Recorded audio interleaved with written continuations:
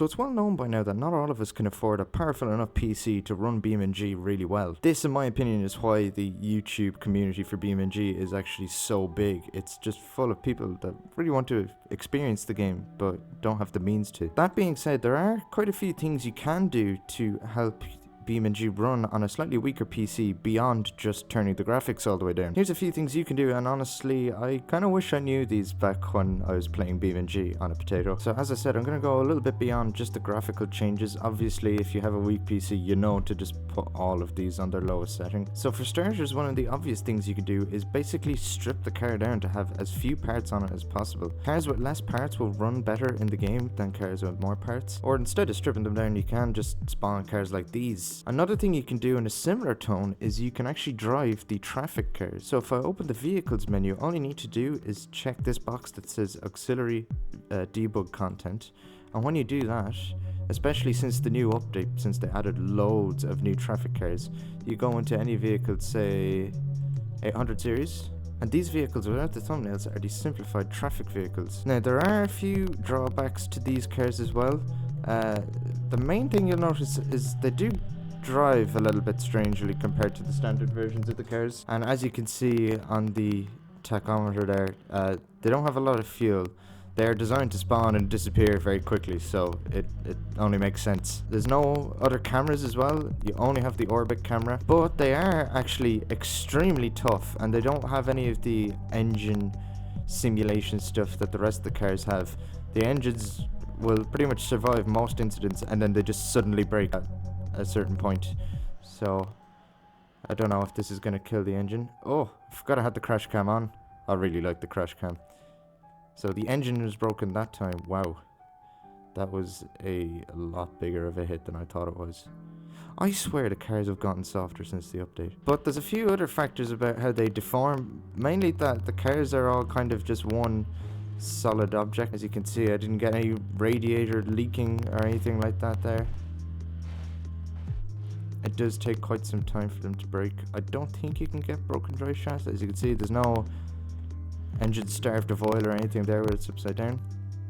And something that you can use when you're playing online is they can actually drive underwater. I don't think most people know this, but it can be quite funny to see people's reactions to you just driving underwater. Another thing you can do is you can actually delete all of the UI apps. Now I know that will obviously affect your experience a little bit, but you will have to accept that there's just some compromises you're going to have to make.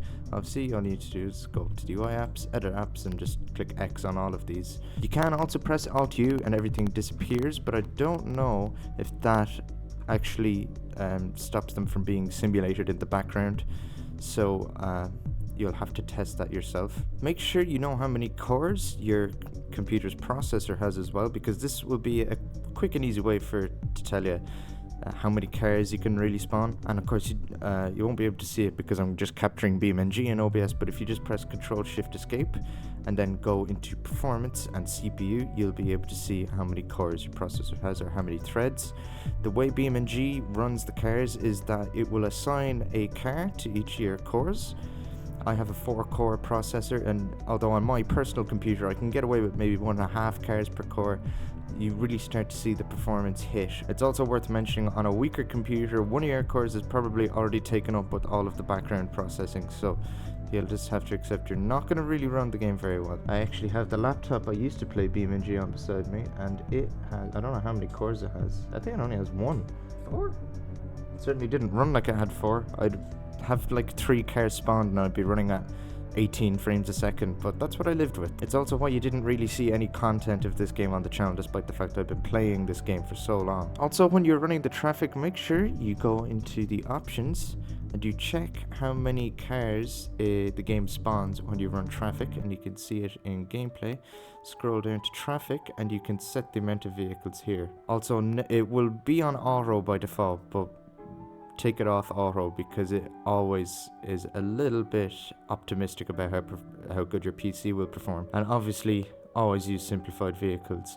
Generally better not to allow mods to spawn because mods won't always be simplified. If you're really desperate, obviously there's simplified collision physics down here. This literally just disables inter-vehicle collisions and the vehicle's collisions with itself. The point of this video is to kind of avoid you needing to do that and still be able to enjoy the game properly and have crashes with other cars. And one more thing, and probably the biggest thing out of all of this you can do, is the selection of maps. Now obviously some maps are harder to run than others. Italy is probably the worst culprit of this. There are 2 simplified maps you can download, but they're very outdated. Obviously Italy hasn't changed, I think, at all since they added it to the game, but the West Coast USA one is obviously based on the old version of West Coast USA. But there is a way for you to make your own simplified versions of the maps. And obviously the simplified maps, they're basically no paint lines on the ground and no trees, and everything's kind of minimalized, less polygons and stuff, so your PC will run a little bit better. But for you to do this yourself, you simply press F11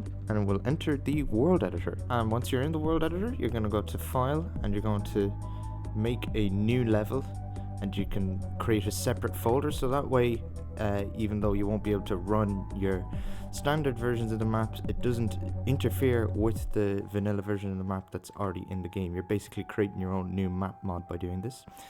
Then you're going to go to a tree somewhere on the map, so that you see this thing highlighted labeled the forest, which is essentially all of the trees on the map.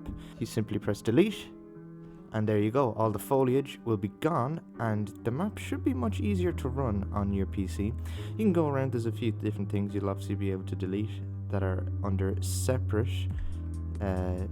subheadings. I honestly wish I knew this back when I was playing on that laptop. I know it's kind of cheating, but you can also open the world editor while you're playing online, and you can do this if you really have to. But obviously don't go too wild with the world editor when you're online, because you might annoy some people if you're doing things like making the grip stronger so you can win races. Hopefully now I've allowed you to get more enjoyment out of BeamNG on your device. Click here to watch my video on the update.